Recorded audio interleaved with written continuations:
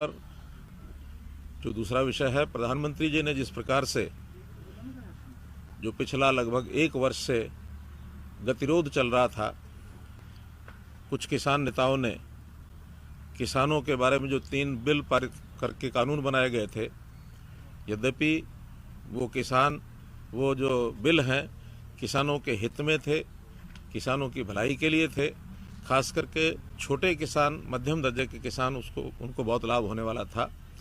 लेकिन चूँकि कुछ किसान नेताओं ने एतराज़ जताया और एक वो गतिरोध बना था, आज प्रधानमंत्री जी ने बड़े हृदय से, और मैं कहूँगा कि उन कानूनों को वापस लेने की घोषणा की है। और इसमें अब चूँकि देश के प्रधानमंत्री लोकतांत्रिक पद्धति से जो व्यवस्थाएं अपने यहाँ होती हैं, उनकी इस बात के ऊपर विश्वास करते हुए जैसे ही लोकसभा का सेशन शुरू होगा, उस समय इनको विधिवत तौर पर संसद में रख करके इनको वापस लिया जाएगा।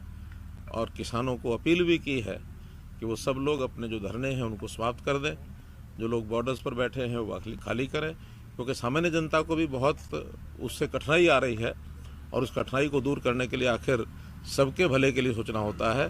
तो वो खाली करके अपने अपने घरों को लौट जाना चाहिए और अपने खेतों में जाकर के भी काम करें। सामान्य गतिविधियां जो किसान की होती हैं उसके अंदर अपने अपने काम में लग जाए, प्रधानमंत्री जी ने अपील की है। और मैं भी अपील करता हूं कि अब इस विषय पर एक सार्थक पहल करके और सब लोगों को इसमें आगे बढ़ना चाहिए। जहां तक MSP की बात है, चूँकि वो तो एक सुझाव एक प्रकार का किसान संगठनों की ओर से है, वो तो कोई कानून बना नहीं है अभी, लेकिन उसके लिए भी पहल करके प्रधानमंत्री जी ने कहा है कि कमेटी बनाई जाएगी। उस कमेटी में केंद्र सरकार के लोग, प्रदेशों की सरकारों से भी लोग लिए जाएंगे, कृषि के अर्थव्यवस्था को जानने वाले लोग, कृषि साइंटिस्ट और किसानों के भी प्रतिनिधि, इन सब के बीच में सबको मिला करके और एक कमेटी बनेगी। वो कमेटी जो भी कोई सिफारिश करेगी, जिस प्रकार का विचार किया जाएगा, उसके बाद उस पर भी सार्थक निर्णय लिया जा सकता है। सर, ये जो हरियाणा के अंदर इसका जो पीछे केसेस बने, उनके ऊपर भी कोई सवाल, कोई पहल करेगी सरकार कि जो केसेस इस दौरान इस पीरियड में बने फार्मर्स? देखिए, जब कोई आपसी समझ होती है तो आपसी समझ में मिल बैठ करके इन सब चीज़ों पर विचार किया जाता है। और उसमें भी कई प्रकार के केसेस हैं। कुछ केसेस बहुत सामान्य केसेस हैं, सामान्यतः पहले भी ऐसे आंदोलन होते हैं तो उसी प्रकार उनके निर्णय किए जाते हैं। जो कोई बहुत गंभीर धाराओं के अंतर्गत होते हैं उनका विषय जो है, चूँकि बहुत केसेस कोर्ट में भी चले जाते हैं तो कोर्ट के माध्यम से वापस करने पड़ते हैं। तो एक सार्थक, जिसको कहना चाहिए, पहल हम अपनी ओर से भी करेंगे और इसमें किसी प्रकार का आगे कोई विवाद बढ़ने नहीं दिया जाएगा। आपकी कई बार मीटिंग्स हुई हैं माननीय होम मिनिस्टर के साथ, माननीय उनके सीनियर के साथ, तो आपने कितनी बार इन इश्यूज को उठाया और क्या चर्चा रही? फिर अब तो क्योंकि अब सब कुछ सॉल्व हो गया तो आज तो शेयर कर ही सकते हैं। क्योंकि देखिए, ये सारा आंदोलन का ज़्यादा असर हरियाणा पर या कुछ पंजाब में भी कह सकते हैं, लेकिन इन आखिरी दिनों में तो पंजाब में उतना प्रभाव नहीं था जितना हरियाणा में था, कुछ थोड़ा पश्चिमी उत्तर प्रदेश में था।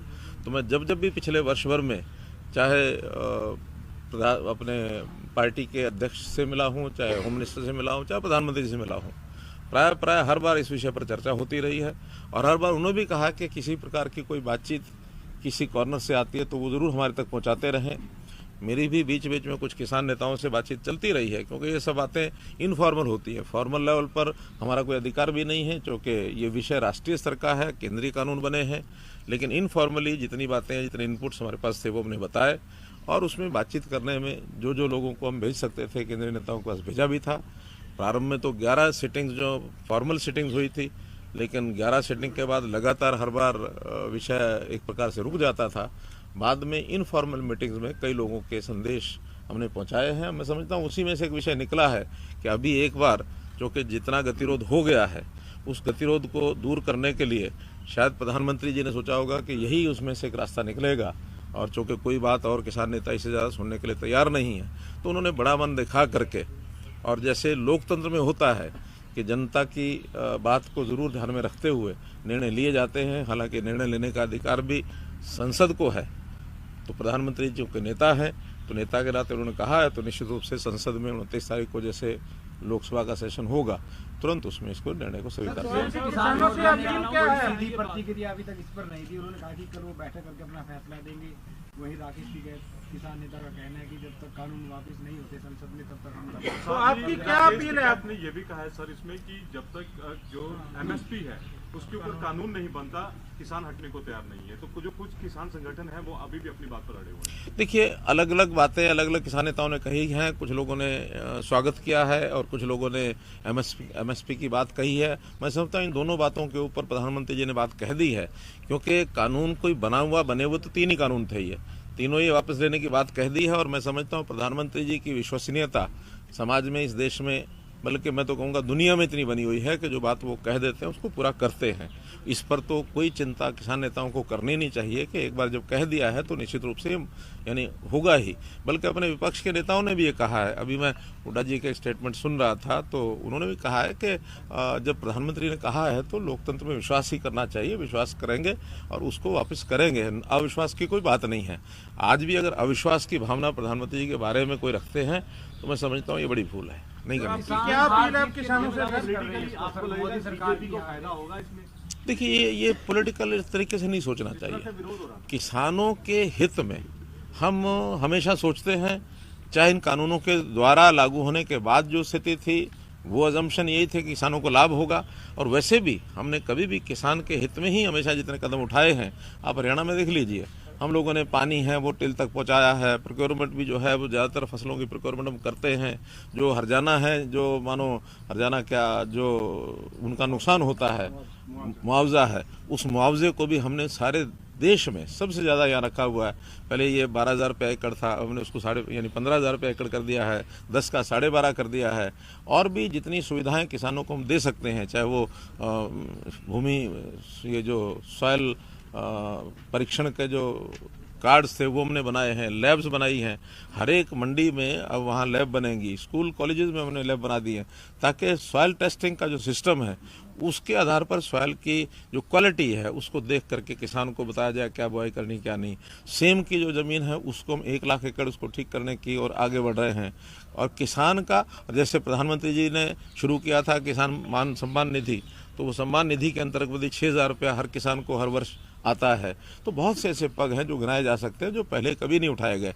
आज भी आगे हम छोटा किसान जो है, जिसकी आय बहुत कम है, ज़मीन कम है, ऐसे किसान के परिवारों को किसी न किसी को रोज़गार, यानी कृषि के अलावा रोज़गार भी दिलाने का ये हम प्रयत्न कर रहे हैं। जैसे हमने हरियाणा में ही मुख्यमंत्री अंत्योदय परिवार उत्थान योजना ये चलाई है, इसमें 1 लाख परिवारों को, उसमें मैं समझता हूँ किसान भी होंगे, मजदूर भी होंगे, सभी होंगे, तो ऐसे परिवारों को रोज़गार दिलाने की हमारी मुहिम चल रही है। आज भी उसके लेकर के मेरी बैंक्स के साथ मीटिंग है, जो हमारी स्टेट लेवल बैंकिंग कमेटी है, ताकि उनको ऋण मिल सके, उनको रोज़गार करने के लिए काम हो सके।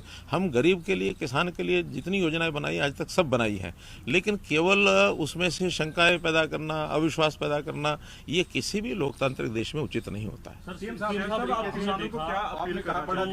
सरकार थी, चाहे केंद्र सरकार की बात करें, राज्य सरकार की बात करें, लगातार कृषि कानूनों के साथ समर्थन में खड़े हुए थे आप लोग। अभय चौटाला ये भी कह रहे हैं कि एक प्रस्ताव हरियाणा विधानसभा में आप लेकर के आए थे, उसे भी वापस कराएंगे, जो कि इनके समर्थन में था।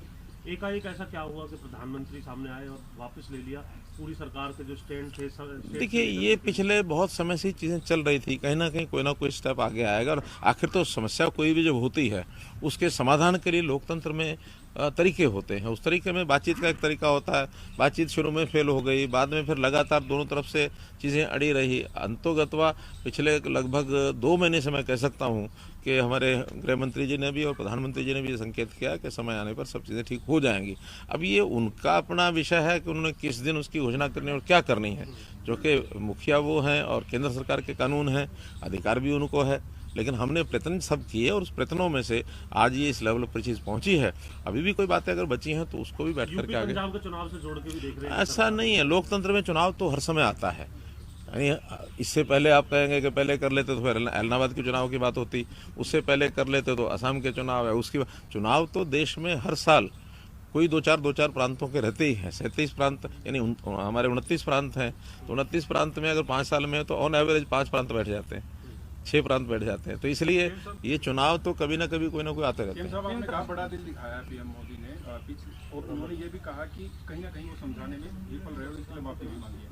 इस दौरान किसानों की मौत हुई 800 के करीब, हरियाणा के भी कुछ हैं, उनके लिए हरियाणा सरकार किस तरीके का कोई विचार करेगी?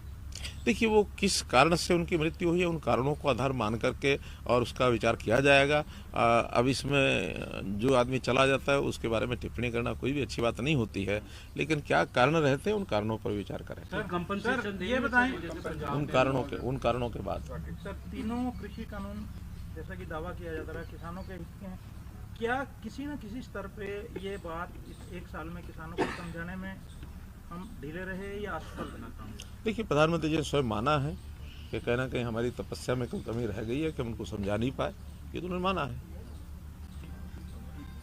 धन्यवाद। Thank you.